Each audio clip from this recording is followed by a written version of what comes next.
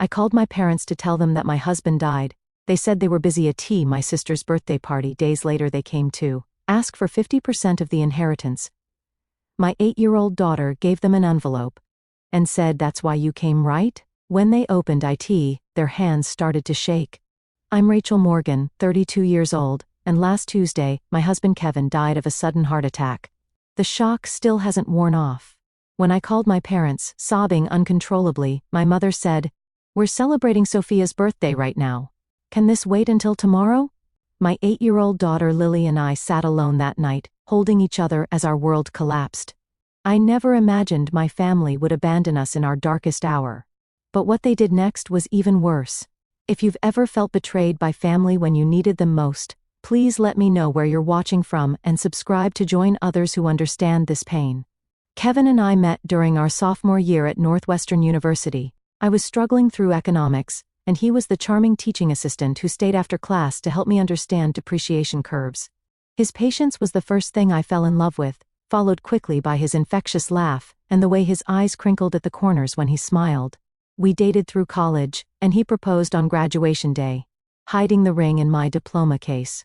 We married young at 23, ignoring warnings from friends who said we should experience life before settling down. But Kevin was my life. He was the person I wanted to experience everything with. After finishing his MBA, Kevin landed a job at a prestigious financial advisory firm in Chicago. He worked his way up quickly, impressing clients with his honest approach and genuine care for their financial well-being. He wasn't just good with numbers, he was good with people. That combination made him exceptional at his job. We spent 5 wonderful years as a couple before deciding to try for a baby. What we thought would be an easy journey turned into 3 years of heartbreak, 2 miscarriages, countless doctor appointments, and 1 failed round of IVF later. We were emotionally exhausted and financially drained. We started discussing adoption when I unexpectedly became pregnant with Lily. The pregnancy was difficult. I was on bed rest for the final 2 months, and Kevin worked from home to take care of me. He'd bring me breakfast in bed, massage my swollen feet, and read pregnancy books aloud to both me and our unborn daughter. When Lily finally arrived, Kevin cried harder than I did, holding her tiny body against his chest like she was made of glass. For 8 beautiful years, we were the family. I'd always dreamed of having Kevin coach Lily's soccer team despite knowing nothing about soccer. He learned alongside her, watching YouTube tutorials at night after she went to bed.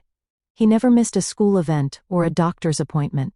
His calendar was filled with reminders about Lily's activities, color-coded by importance. There were warning signs about his health that we both ignored, occasional chest pains he attributed to stress, shortness of breath he blamed on being out of shape. The doctor said his slightly elevated blood pressure was normal for a man approaching 40 with a high-pressure job. Take some aspirin. Exercise, more cut back on sodium. Standard advice we took too casually. The morning it happened started like any other Tuesday. Kevin made pancakes shaped like dinosaurs while I packed Lily's lunch. He kissed us both goodbye, promised to be home early for Lily's school art show, and headed to work. His last words to me were, "Don't forget to pick up more maple syrup. The real stuff, not that corn syrup garbage." Such a mundane final conversation. At 10:47 a.m. my phone rang. It was Amanda, Kevin's assistant. Her voice was shaking so badly I could barely understand her. "Rachel, Kevin collapsed during a client meeting. The ambulance is here. They're taking him to Northwestern Memorial." I remember dropping my coffee mug. The sound of ceramic shattering on tile seems to echo in my memory. I called our neighbor, Ellen, to pick up Lily from school, then drove to the hospital breaking every speed limit. I prayed the entire way, bargaining with God in desperate whispers, but I was too late. Kevin was pronounced dead at 11:23 a.m., minutes before I arrived. "Massive heart attack," they said. Nothing could have been done, they assured me, as if that made it better somehow. Seeing Kevin's body was surreal. He looked like he was sleeping, except for the unnatural stillness of his chest. His skin was still warm when I touched his face. I kept expecting him to open his eyes, to smile and tell me this was all a terrible mistake. The next few hours passed in a blur of paperwork and phone calls. The funeral home needed decisions I wasn't prepared to make. Cremation? Or burial? What kind of service? Did he have a favorite suit? Questions that seemed impossible to answer when all I wanted to do was crawl into bed with my husband one last time. The hardest part was driving home, knowing I had to tell Lily that her father was never coming back. How do you explain death to an 8-year-old? How do you tell her that the daddy who made dinosaur pancakes that morning was gone forever? Telling Lily about her father was the most difficult moment of my life. When she got into my car after school, she immediately sensed something was wrong. "Where's Daddy?" "He promised to come to my art show tonight," she said, her backpack clutched in her small hands. I pulled over to the side of the road because I couldn't focus on driving. Turning to face her, I took her hands in mine. "Lily, something very sad happened today. Daddy got very sick at work, and his heart stopped working." Her face scrunched in confusion. "Can the doctors fix it?" The innocent hope in her question broke something inside me. "No, sweetie. When someone's heart stops working completely, the doctors can't fix it. Daddy died today." She stared at me for what felt like an eternity. Her blue eyes, so much like Kevin's, processing this incomprehensible information. Then she asked, "Does that mean Daddy isn't coming home? Ever?" When I nodded, unable to speak through my tears, she let out a wail that didn't sound human. It was primal, the pure sound of a child's heart breaking. She threw herself into my arms, her small body shaking with sobs. "I want Daddy. Please, I want my daddy." There was nothing I could do but hold her and cry with her, parked on the side of the road as life continued all around us, oblivious to our shattered world. That evening, after I'd finally gotten Lily to sleep in my bed, clutching Kevin's unwashed t-shirt for comfort, the full weight of my loss hit me. I sat on the bathroom floor, door closed so Lily wouldn't hear, and broke down completely. The physical pain of grief was overwhelming, like being repeatedly punched in the chest. I couldn't breathe. I couldn't think. I needed my mom and dad. With shaking hands, I called my parents. They'd been married for 40 years, had weathered losses together. Surely they would know what to say, how to help me through this impossible time. My mother answered on the 5th ring, the sound of laughter and music in the background. "Rachel, can I call you back? We're in the middle of Sophia's birthday dinner." "Mom," I choked out, barely able to form words through my sobs. "Kevin died this morning. He had a heart attack at work. He's gone." There was a pause, and I heard her cover the phone and say something to someone else. When she returned, her voice was slightly more somber, but still distracted. "Oh my goodness. That's terrible. Are you sure? Maybe there's been a mistake?" "I saw his body, Mom. There's no mistake." The fact that I had to convince my own mother that my husband was actually dead felt like another trauma on top of everything else. "Well, this is quite a shock. But sweetie, we're in the middle of Sophia's 40th birthday celebration. Everyone's here. We've got the caterers. Can you manage tonight? And we'll come by tomorrow when things settle down." I couldn't believe what I was hearing.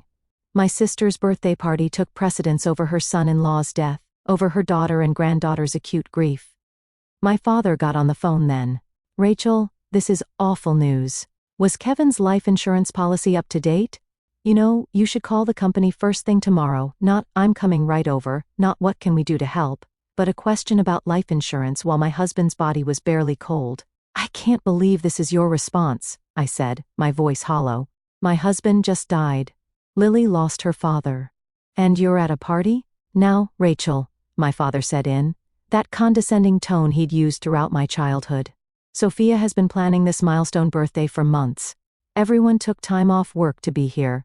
We can't just walk out. Be reasonable." "Reasonable?"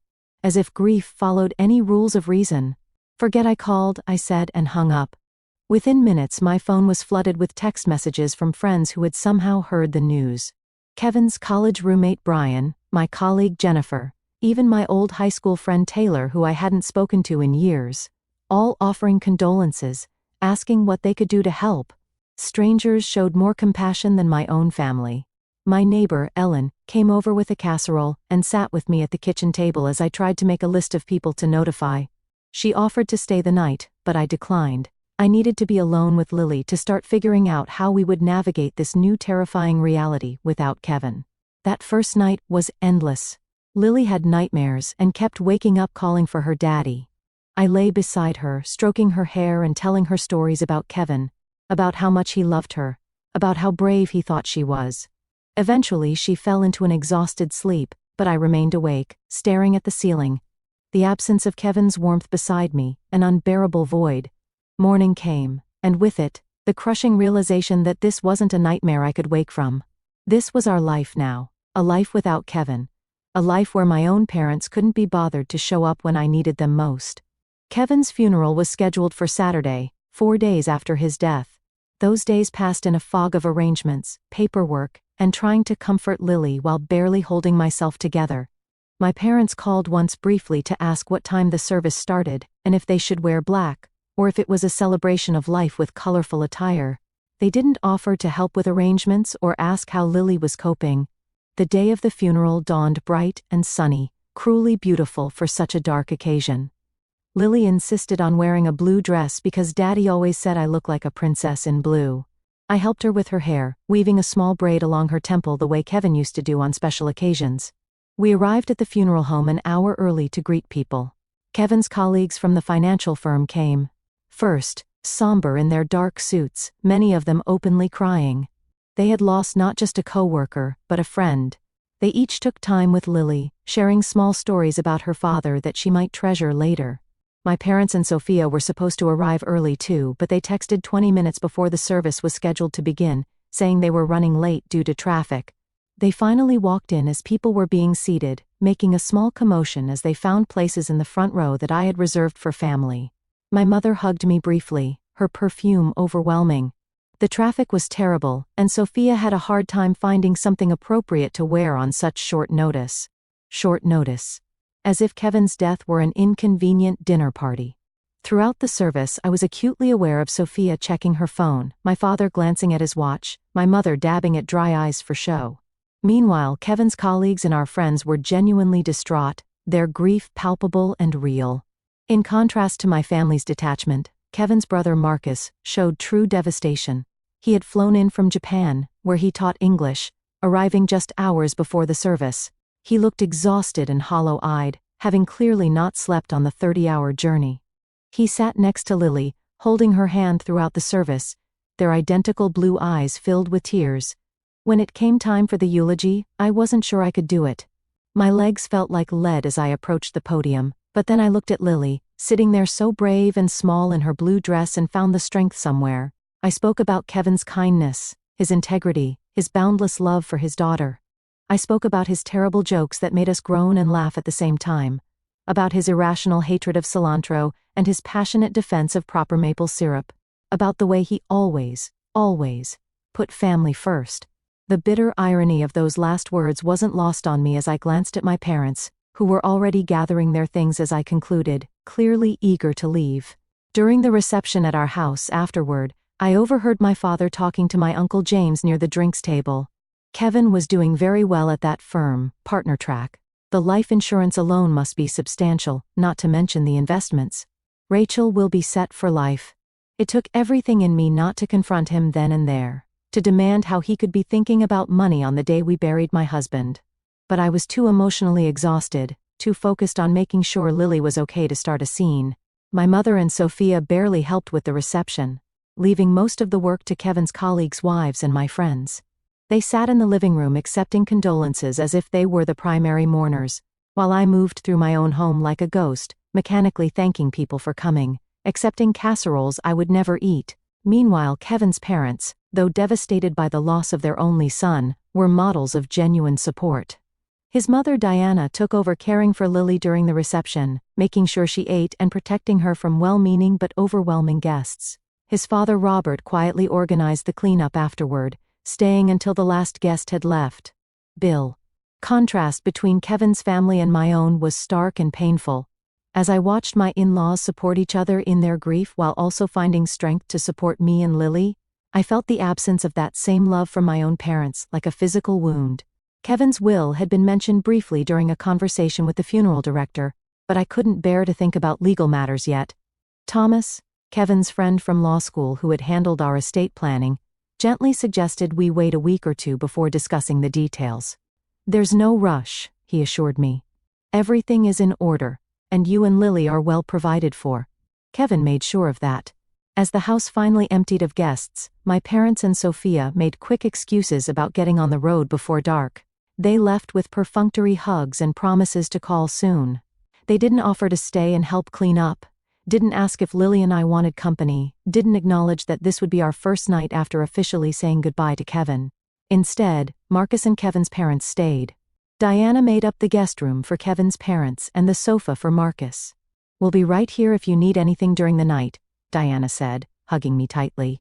"You're not alone, Rachel. Remember that." But as I lay in bed that night listening to Lily's soft breathing beside me, I couldn't help feeling that in one crucial way I was very much alone. The people who should have been my first line of support, my bedrock in time of crisis, had proven themselves unworthy of that role. 2 weeks after the funeral, I was sitting at the kitchen table trying to make sense of our health insurance situation when the doorbell rang. Lily was at school, her first week back since losing her father. The teachers were keeping a close eye on her and sending me regular updates, for which I was grateful. Through the peephole, I saw my parents standing on the porch, my father straightening his golf shirt, my mother checking her reflection in her compact mirror. I hadn't spoken to them since the funeral. They'd texted a few times with generic messages like, "Thinking of you and hope you're doing okay," but there had been no real communication. I opened the door, not bothering to hide my surprise. "I didn't know you were coming over," we thought. "We'd check in, see how you and Lily are doing," my mother said, brushing past me into the house. "Is she at school? Good. We can talk openly." That should have been my first clue that this wasn't simply a supportive visit, but I was too emotionally drained to pick up on the warning signs. They settled themselves in the living room while I made coffee, falling into the hostess role automatically, even though they should have been taking care of me. When I brought in the mugs, my father was examining the new sound system Kevin had installed just a month before his death. "Nice setup," he commented, running his hand along the speakers. Kevin had good taste in electronics. He did, I agreed, the simple past tense still a knife twist in my heart. After a few minutes of awkward small talk about Lily's school and my mother's garden club, my father cleared his throat in the way he always did before discussing serious matters. "Rachel, we wanted to talk to you about your situation," he began, setting his coffee mug down precisely on a coaster. "My situation? Your financial situation," my mother clarified, exchanging glances with my father. "Now that you're adjusting to life without Kevin." I stared at them, not comprehending at first what they were getting at. "I'm not sure what you mean." "Kevin left us well provided for." "Yes. Well, that's what we wanted to discuss," my father said, leaning forward. "Your mother and I are getting older. Our retirement fund took a hit in the last market downturn, and with healthcare costs what they are." The implication hung in the air for a moment before I understood. "Are you asking me for money now?" My mother had the grace to look slightly embarrassed, but my father pressed on. "We thought, given Kevin's position at the firm and his life insurance policy, that you might be in a position to help family. After all, we are your parents." The audacity of their request left me momentarily speechless.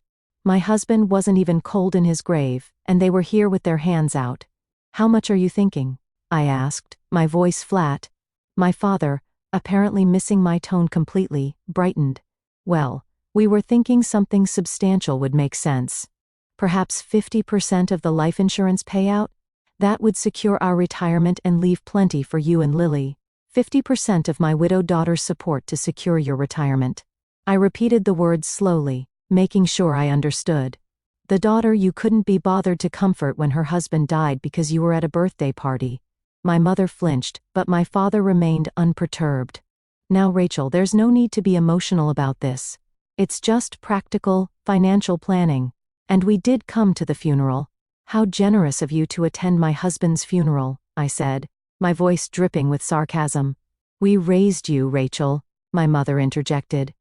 "We paid for your college education. We helped with the down payment on your first house. I think we deserve some consideration now that you've come into money." "Come into money?" My husband died. I was shouting now, all the hurt and rage of the past 2 weeks boiling over. "I didn't win the lottery. I lost the love of my life, the father of my child, and you're treating it like I hit some financial jackpot." My father's expression hardened. "There's no need to be dramatic. Kevin knew the risks with his heart condition. He should have taken better care of himself. And now that he's gone, it's just practical to discuss how his assets should be distributed. Family should help family. In that moment, as my father casually blamed Kevin for his own death while simultaneously trying to profit from it, something snapped inside me. The grief that had left me passive and numb for 2 weeks suddenly crystallized into razor-sharp clarity. "Get out," I said quietly. "Rachel?" "Be reasonable," my mother began. "Get out of my house," I screamed, the force of my anger physically propelling me to my feet. "How dare you come here asking for Kevin's money? How dare you blame him for dying? He was worth 100 of you, and you couldn't even be bothered to comfort your own daughter when she was breaking apart." My parents looked genuinely shocked at my outburst. They had never seen me truly angry before, having raised me to be accommodating, to avoid conflict, to be the good daughter, while Sophia got to be the demanding one. "We're only asking for what's fair," my father said stiffly, standing up. "We're your parents, Rachel. We deserve respect." "Respect is earned," I replied, my voice shaking. "And you've earned none. Now get out before Lily comes home and hears what kind of people her grandparents really are." They left in a huff, my mother making noises about me being ungrateful, and my father muttering about reconsidering our relationship. I closed the door behind them and sank to the floor, trembling with rage and hurt. Later that afternoon, when I picked Lily up from school, she seemed more withdrawn than usual. In the car, she finally spoke up. "Mommy, why were Grandma and Grandpa at our house today?" My heart sank. "Did you see them?" She nodded. "Mrs. Wilson let me go to the bathroom during math, and I saw their car from the school window. Did they bring something for us?" The innocent question broke my heart anew. "No, sweetie. They just came to talk to me about some grown-up things." "Did they ask about Daddy's money?" she asked, surprising me with her perception. "What makes you say that?" Lily looked down at her hands. "I heard Grandpa at the funeral telling Uncle James that we would get lots of money because Daddy died." "Is that true?" That my 8-year-old daughter had overheard such a conversation made me physically ill. "Lily, your daddy made sure we would be taken care of." "Yes. But money doesn't make up for not having him here with us." She nodded sagely. "I would give all the money in the world to have Daddy back." "Me too, baby," I whispered. "Me too, baby," I whispered. "Me too." That night, I called Marcus, who had returned to Japan but was planning to come back for an extended stay during his summer break to help us adjust. I told him about my parents' visit and their demand. "Are you kidding me?" He exploded. "They want half of Kevin's life insurance? That's insane, Rachel." "I know. I still can't believe they actually asked, but I'm worried they might not let it go. My father can be very stubborn when he thinks he deserves something." Marcus was quiet for a moment. "Kevin talked to me about his financial planning, you know.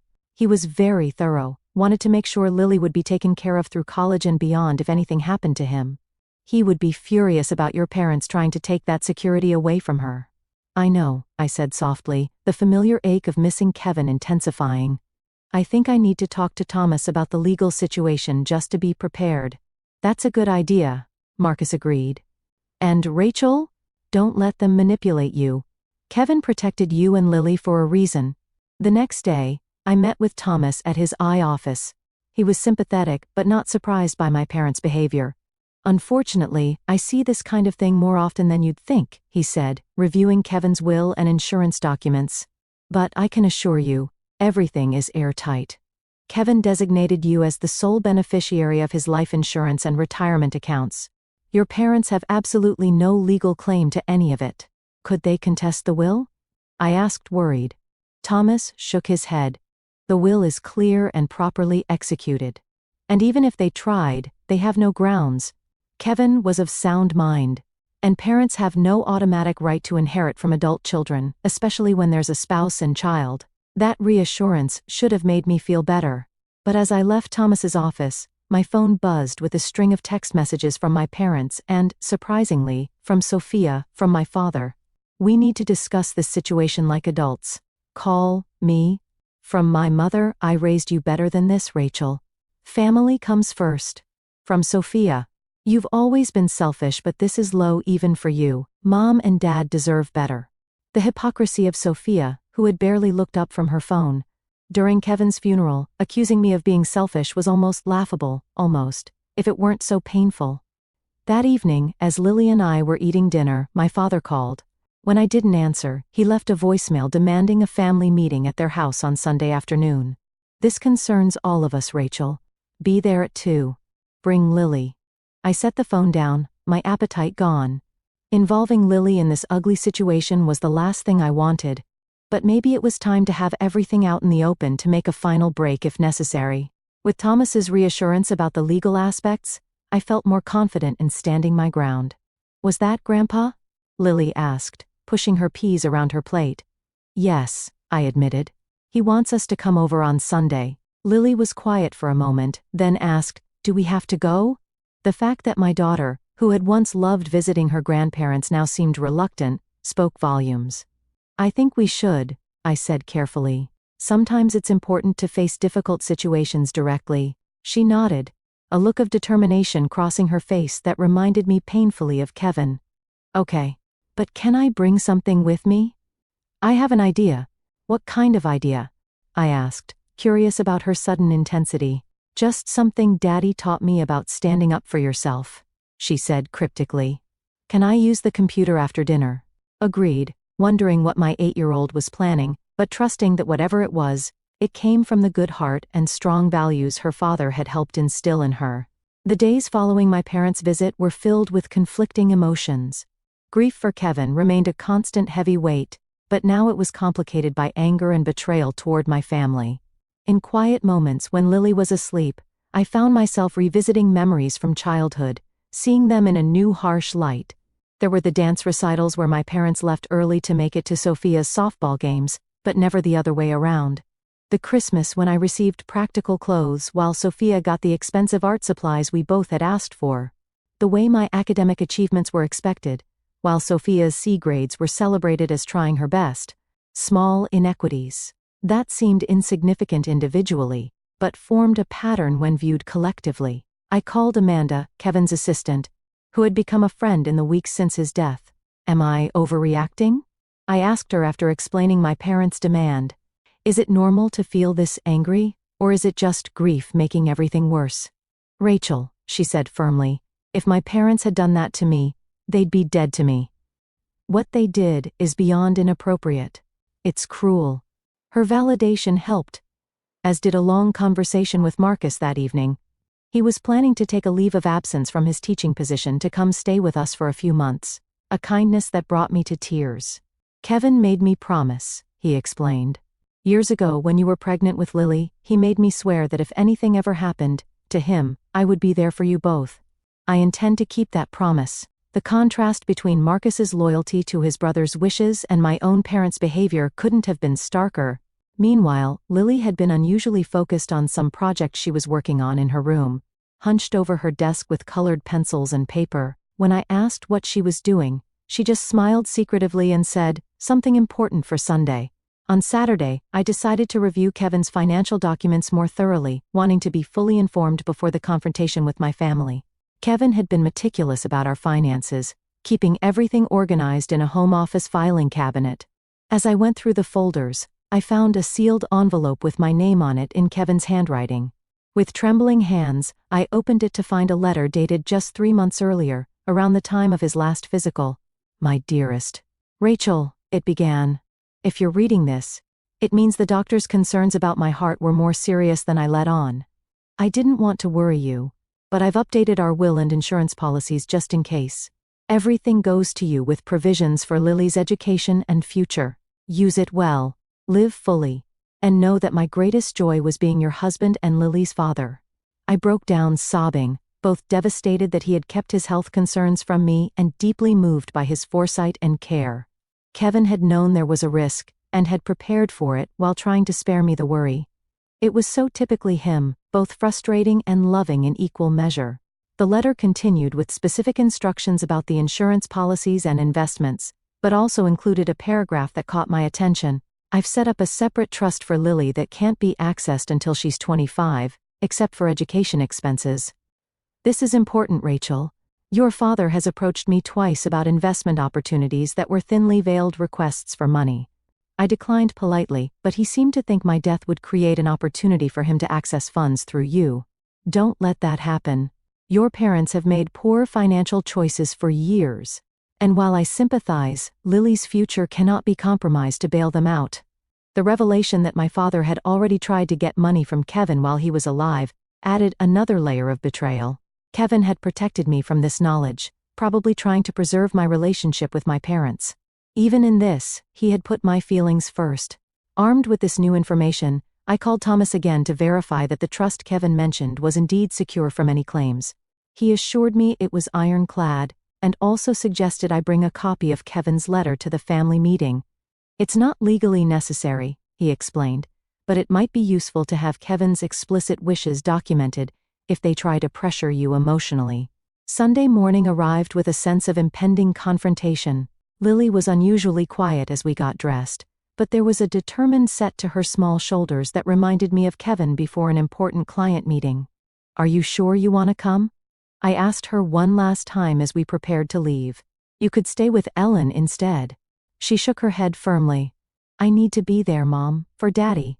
On the drive to my parents' house, Lily clutched a manila envelope to her chest, still refusing to tell me exactly what was inside.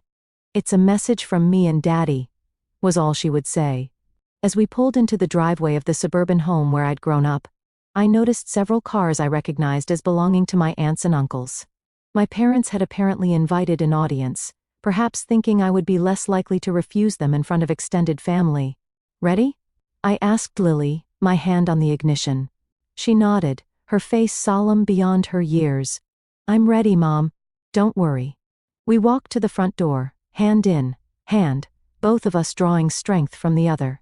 Before I could ring the bell, the door swung open to reveal my mother, dressed formally as if for church, her face set in a practiced expression of concern. "Rachel, Lily, come in. Everyone's waiting in the living room." We followed her through the familiar hallway into the large living room where I'd spent countless childhood Christmases and birthdays. Now it felt like walking into an ambush. My father sat in his recliner, positioned like a judge presiding over a court. Sophia was perched on the arm of the sofa, scrolling through her phone. Around the room sat my Aunt Rita, Uncle James, and my father's brother Terry with his wife Barbara. "Thank you for coming," my father said formally, as if this were a business meeting rather than a family gathering. "We have important matters to discuss." I remained standing, keeping Lily close to my side. "Before we start, I want to be clear that whatever you have to say, you can say in front of Lily. She has a right to know what's happening in her family." My mother frowned. "Rachel, this is hardly appropriate conversation for a child. If it's not appropriate for her to hear, then it's not appropriate for you to be asking," I replied evenly. "This concerns her future too." My father cleared his throat. "Fine. We'll get right to the point.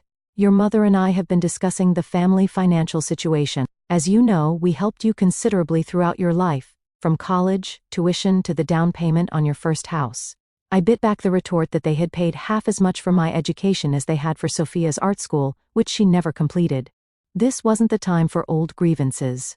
"We believe," he continued, "that given the substantial windfall you've received from Kevin's passing, it's only fair that you assist the family in return. We're proposing a distribution that would secure our retirement and also provide some assistance to Sophia, who, as you know, has struggled financially as an artist." Sophia looked up from her phone long enough to give me a smug smile, as if my husband's death were some cosmic balancing of the scales between us. "I've prepared a breakdown of what we consider a fair distribution," my father said, passing me a printed document. "As you'll see, we're suggesting 50% of the life insurance proceeds be directed to your mother and me, with an additional 15% allocated to Sophia." I scanned the document, which detailed not just percentages, but actual dollar amounts.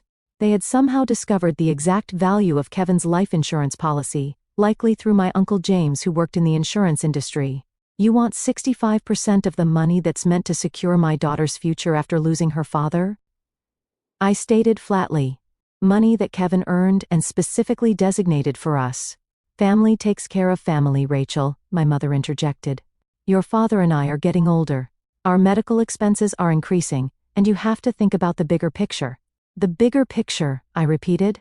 "Like how you couldn't be bothered to leave Sophia's birthday party when my husband died." "That bigger picture?" Uncomfortable silence fell over the room. My Aunt Rita shifted in her seat, looking embarrassed. At least someone had the decency to recognize how inappropriate this all was.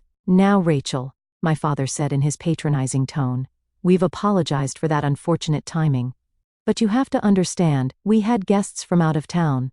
We couldn't just leave. Actually, you could have, I replied. You chose not to. This isn't productive, Sophia cut in. The point is, you're suddenly rich, while the rest of us are struggling. Mom and Dad sacrificed for you your whole life. They deserve security in their old age. And what about Lily's security? I asked, my voice rising despite my efforts to stay calm. Do you think Kevin died so that you could buy a new car or go on cruises? That money is for his daughter's future. My father stood up, his face reddening. Now you listen here. We are your parents. We raised you, fed you, clothed you. You owe us respect and consideration. Respect? I laughed bitterly. You haven't shown me or Lily an ounce of respect or genuine concern since Kevin died. All you care about is what you can get from us. That's not true, my mother protested weakly. We care about you, Rachel. We're just trying to be practical. Practical would be asking how your granddaughter is coping with losing her father. Practical would be offering to help with meals or housework or emotional support, not this vulture behavior. The room fell silent again. My Uncle Terry looked uncomfortably at the floor while his wife Barbara glared at my father, clearly as appalled as I was. Into this tense silence, Lily suddenly stepped forward, still clutching her envelope. I have something to say, she announced in a clear, strong voice that startled everyone. My mother attempted a condescending smile. Sweetie, the adults are talking about important things right now. Lily stood her ground, channeling Kevin's quiet confidence. This is important too. It's about my daddy, and what he would want. All eyes turned to her, this small figure standing so bravely in the center of adult conflict. Even Sophia put down her phone. Daddy taught me that when people show you who they really are, you should believe them, Lily said, her voice only slightly trembling. And when people only come around, when they want something, they're not really family. She turned to face my parents directly. You didn't come to see us when Daddy died. You didn't help Mom when she was crying every night. You didn't ask me if I was okay, or if I needed anything. You only came when you wanted money. The raw truth from an 8-year-old's mouth seemed to land differently than when I had said similar things. My mother's carefully composed face crumpled slightly, while my father seemed at a loss for words. Lily opened her envelope and pulled out a sheet of paper. I made something for you because I know that's why you really came to see us. She walked over and handed the paper to my father. It was a child's drawing, but as I glimpsed it over his shoulder, I saw it was designed to look like an invoice. At the top, in Lily's careful handwriting, it read, Bill for real love and support. Listed below were items like being there when Daddy died, $0 not provided. Helping Mom when she was sad, $0 not provided. Hugging me when I cried for Daddy, $0 not provided. Being real grandparents, priceless, but not paid. At the bottom was a total $0. That's why you came. Right? For money? This is what you earned. The silence in the room was absolute. My father's hands trembled as he held the paper. My mother began to cry. Whether from shame or manipulation, I couldn't tell. Sophia stared at Lily with an expression of shock, as if seeing her niece for the first time. I think we're done here, I said quietly, taking Lily's hand. Don't contact us again, unless it's to apologize and show genuine change. Lily deserves better grandparents than you've been. And I deserve better parents. As we walked out, leaving my stunned family behind, I felt a strange mixture of sorrow and liberation. We had lost more than Kevin. We had lost the illusion of a supportive extended family. But in that loss, there was also clarity and the freedom to rebuild our lives without toxic obligations. In the car, I hugged Lily tightly. That was incredibly brave. I'm so proud of you. She hugged me back. Daddy always said we have to stand up for what's right, even when it's hard. Was I right, Mom? Yes, baby, I assured her, tears streaming down my face. You were absolutely right. The drive to my parents' house had been tense, with Lily unusually quiet beside me, that manila envelope clutched tightly in her small hands. I'd been so focused on preparing for the confrontation with my parents that I hadn't paid enough attention to what my daughter was planning. Now, as we drove away from the house where I grew up, I felt equal parts pride in her courage and sadness that she had to grow up so fast. "Lily, how did you come up with that idea for the bill?" I asked as we drove home. She gazed out the window for a moment before answering. "Daddy and I were watching a movie once where someone gave an invoice to a mean person. Daddy said sometimes people need to see on paper what they're really worth." Her voice cracked slightly. "I think Grandpa and Grandma needed to see that they haven't been worth much to us lately." The wisdom in her words, echoing Kevin's values, brought fresh tears to my eyes. "Your daddy would be so proud of you today," I told her, reaching over to squeeze her hand. "So am I." My phone began buzzing incessantly with calls and texts from my family, but I ignored them all. This wasn't a negotiation. It was a boundary being firmly established. Whatever fallout came from this confrontation would have to wait until Lily and I had processed what had happened. When we got home, Marcus was waiting on our porch. He had flown in early from Japan, wanting to surprise us, and Ellen had given him the spare key to wait inside. Seeing him, so much like Kevin in his gestures and smile, was both painful and comforting. "How did it go?" he asked, embracing us both. "Aunt Lily was amazing," Lily declared before I could answer. She stood up to Grandpa and made him see that he was being mean about Daddy's money. Marcus raised an eyebrow at me. "Aunt Lily?" I smiled, despite everything. "Apparently, I've been promoted from Mom to Aunt Lily for bravery points." Over dinner, we told Marcus everything that had happened at my parents' house. His expression darkened when I described my father's distribution plan, but he broke into a proud smile when Lily explained her invoice idea. "That's pure Kevin right there," he said, ruffling Lily's hair. "Creative problem solving with just the right amount of well-deserved guilt trip." That night, after Lily went to bed, Marcus and I sat in the kitchen drinking tea and talking about next steps. "They'll try again," he warned me. "People like your parents don't give up easily when money is involved." I nodded, thinking of my father's stubborn persistence throughout my childhood. "I know, but I'm not going to give in. Not just because it's wrong, but because it would betray Kevin's explicit wishes." "Have you thought about what this means for your relationship with them going forward?" Marcus asked gently. It was a question I'd been avoiding since the confrontation. "I don't know," I admitted. "Part of me wants to cut them off completely. They've shown their true colors so clearly. But another part of me wonders if that's fair to Lily. They're her only grandparents on my side. Are bad grandparents better than no grandparents?" Marcus countered. "Kevin's parents adore Lily, and they actually show up for her. Quality over quantity, right?" He had a point. Diana and Robert had called Lily every other day since Kevin's death, sent care packages, and were planning an extended visit. They were grieving too, but they put their granddaughter's needs first. The next morning, my phone showed 8 missed calls from my mother, 3 from my father, and 1 from Sophia.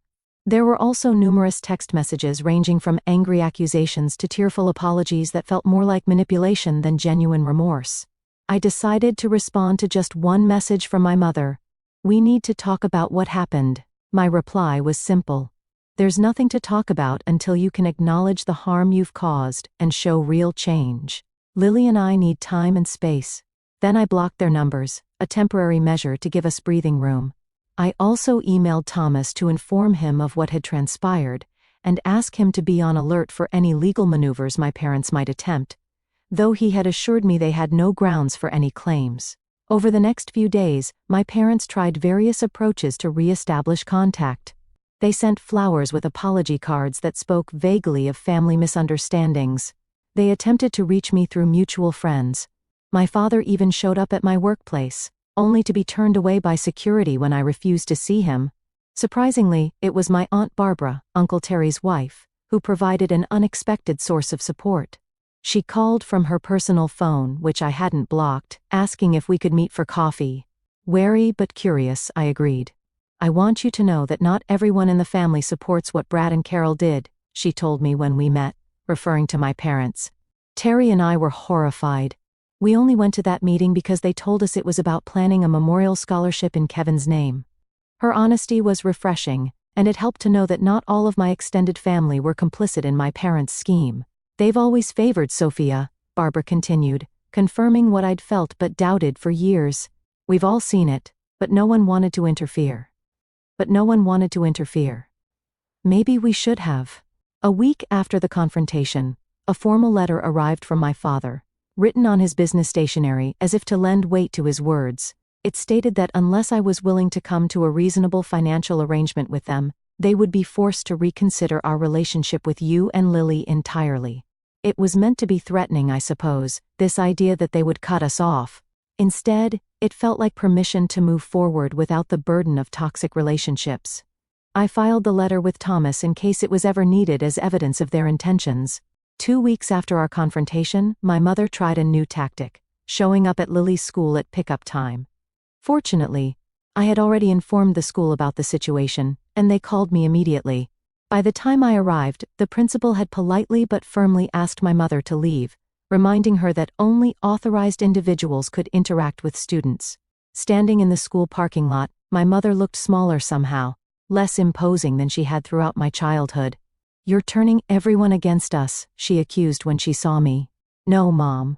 Your own actions are doing that," I replied evenly. "Please don't come to Lily's school again. If you want to rebuild a relationship with us, it needs to start with respect for our boundaries." "We're your parents," she protested, tears forming in her eyes. "You can't just cut us out of your life." "I'm not cutting you out," I clarified. "I'm asking you to step back and reconsider how you want to be part of our lives. Do you want to be the grandparents who support and love Lily unconditionally? Or the ones who saw her father's death as a financial opportunity? The choice is yours, but there are consequences either way." She didn't have an answer for that, and we parted without resolution.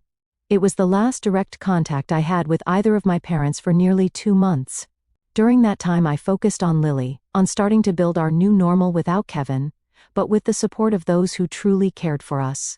Marcus stayed with us for 3 months, his presence a daily reminder of Kevin in the best possible way. He taught Lily to play chess, something Kevin had planned to do. He helped me sort through Kevin's belongings when I was finally ready, sharing stories and memories that made the painful task bearable. Kevin's parents visited for extended periods, filling our home with warmth and genuine love. Diana taught Lily to bake Kevin's favorite cookies, maintaining a connection to her father through shared activities. Robert took her fishing, patiently showing her how to tie the knots Kevin had learned from him decades earlier. Meanwhile, news of my parents' behavior spread through the family grapevine. Aunt Rita called to apologize for her presence at the Bay ambush, explaining that she'd been told it was a gathering to discuss supporting us. Uncle James, who had initially seemed aligned with my father, sent a card expressing his regret for not speaking up during the confrontation. Even Sophia eventually sent an email that, while stopping short of a full apology, acknowledged that the timing of their financial requests had been insensitive. It wasn't much, but it was the first time in our adult lives that she had conceded any wrongdoing. 3 months after Kevin's death, on what would have been our 13th wedding anniversary, I received another letter from my parents. This one came in a plain envelope, handwritten rather than typed on business letterhead. It was the first communication from them that felt potentially genuine. "Dear Rachel and Lily," it began. "We've spent these past weeks reflecting on our behavior and the pain we've caused you during an already unbearable time of loss. There are no excuses for what we did. We allowed greed and self-interest to override our love and responsibility as parents and grandparents. We failed you both, and we failed Kevin's memory." The letter continued with specific acknowledgments of their actions, from missing the funeral to the attempted financial grab. Without the vague language of their previous apologies, they didn't ask for forgiveness or for contact to be resumed, only expressed hope that someday we might have the opportunity to demonstrate through actions, not words, that we can change. I read the letter several times, trying to gauge its sincerity. Then I showed it to Marcus before deciding whether to share it with Lily. "It seems different from their other attempts," he observed cautiously, "less manipulative, more accountable.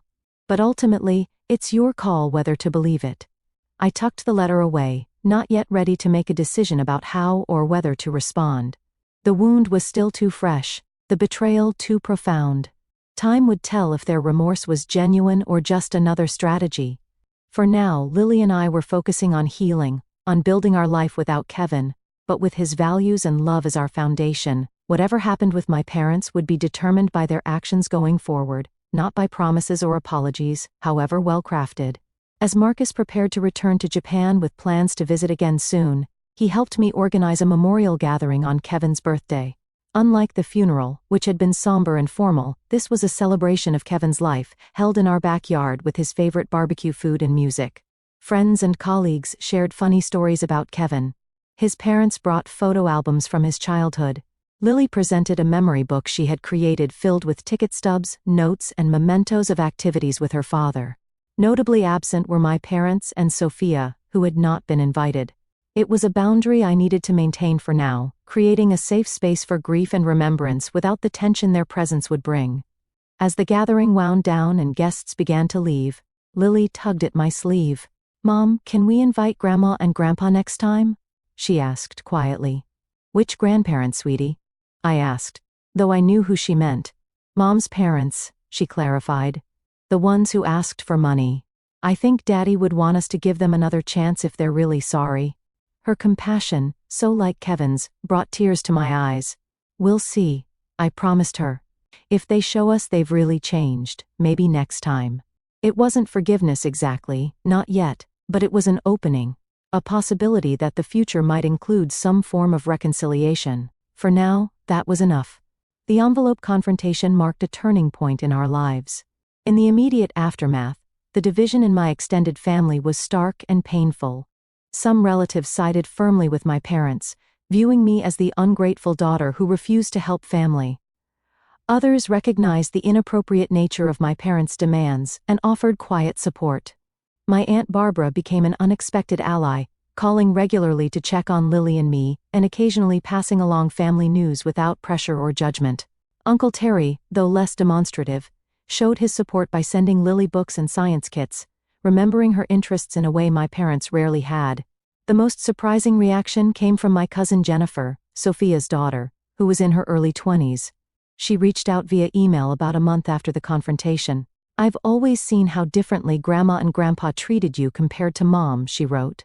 "What they did after Kevin died was inexcusable, and I want you to know that not everyone in the family thinks you're wrong for standing your ground."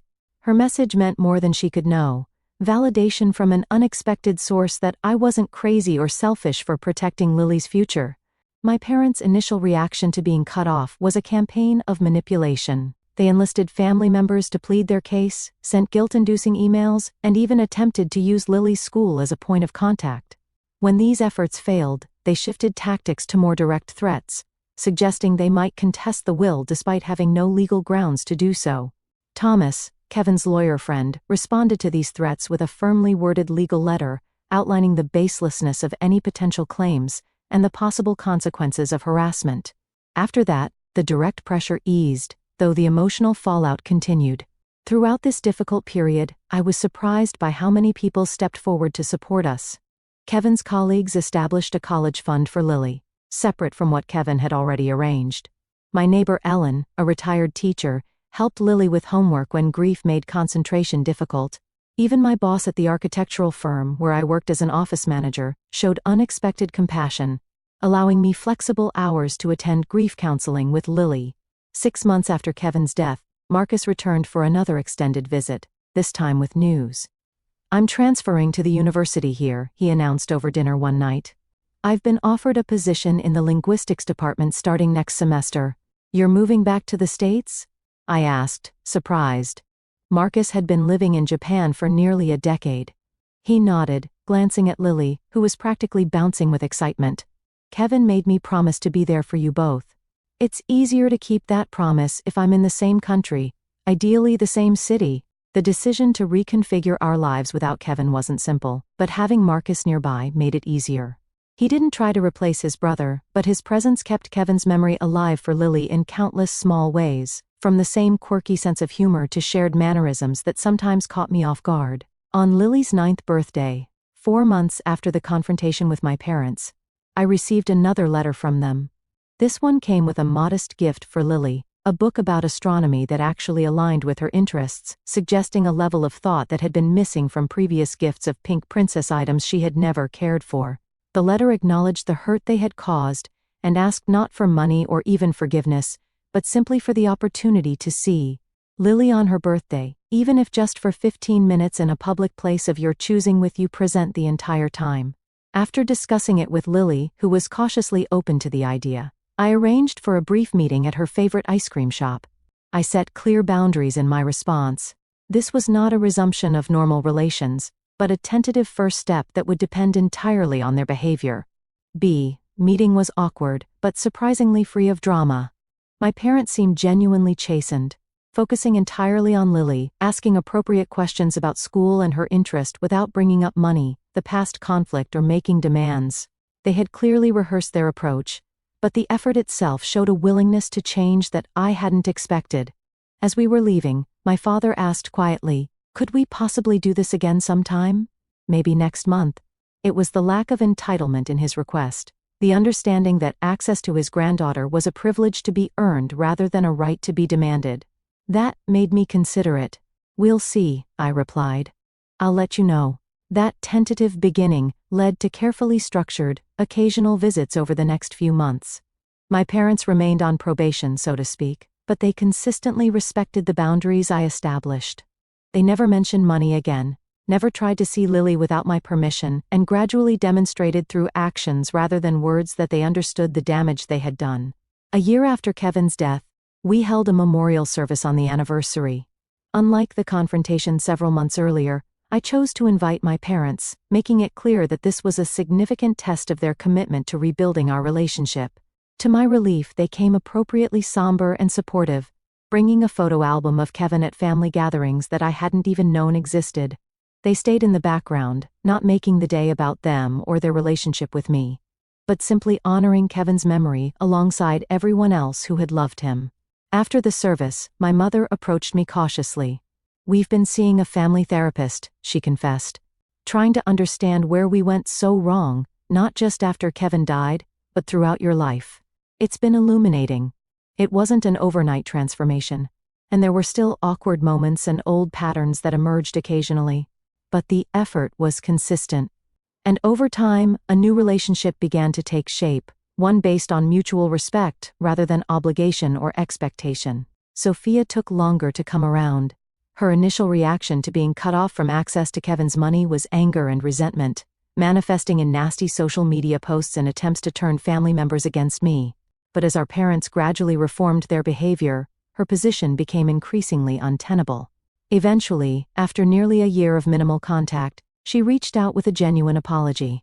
"I've been jealous of you my whole life," she admitted during a tense coffee meeting. "You were always the smart one, the responsible one. When Kevin died and left you financially secure, it just amplified every insecurity I've ever had. It doesn't excuse what I did, but I want you to know I'm working on it." It was perhaps the most honest conversation we'd ever had as sisters. It didn't immediately repair our relationship, but it opened a door to the possibility of a healthier connection in the future. As for Lily and me, the journey through grief was ongoing but evolving.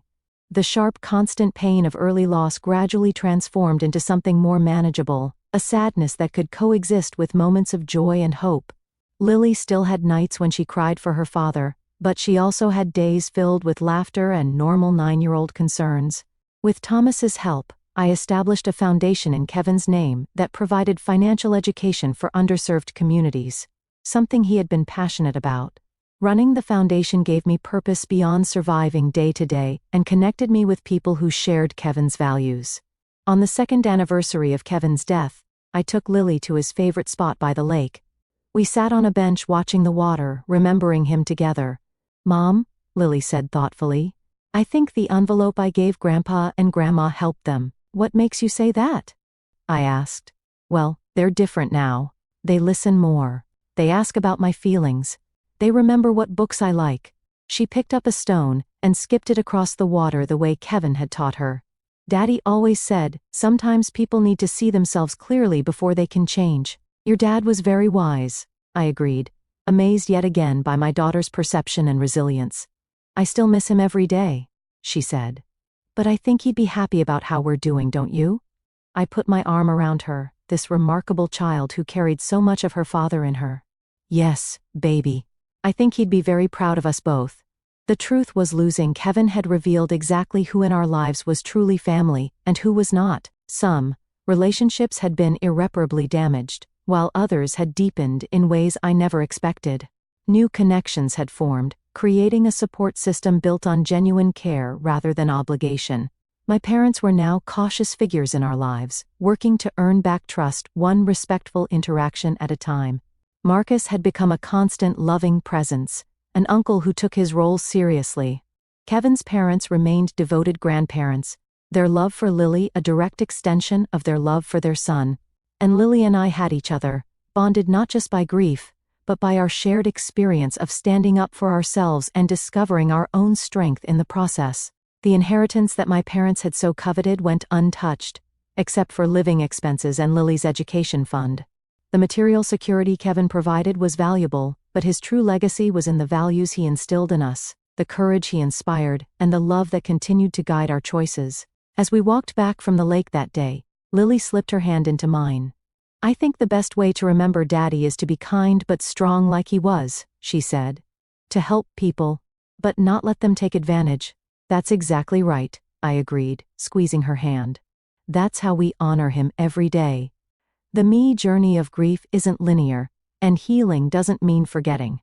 There are still days when the absence of Kevin feels like a physical wound, when I reach for him in my sleep or start to tell him something before remembering he isn't there. But those moments no longer define our lives. Instead, we've learned to carry him with us in the choices we make, the boundaries we maintain, and the love we continue to share. The family that emerged from our loss isn't the one I expected to have, but it's built on a foundation of genuine care and respect, stronger for having been tested. If you've ever experienced family betrayal during grief or had to stand up for yourself against those who should have supported you, I hope our story reminds you that you're not alone. Sometimes the most difficult boundaries to establish are with the people we've been taught all our lives to accommodate. But protecting yourself and those who depend on you isn't selfish. It's necessary. Please share your experiences in the comments if you feel comfortable. Like and subscribe if this story resonated with you. And remember that family is defined by love and respect, not just blood. Thank you for listening to our journey, and I wish you the strength to honor your own worth in all your relationships.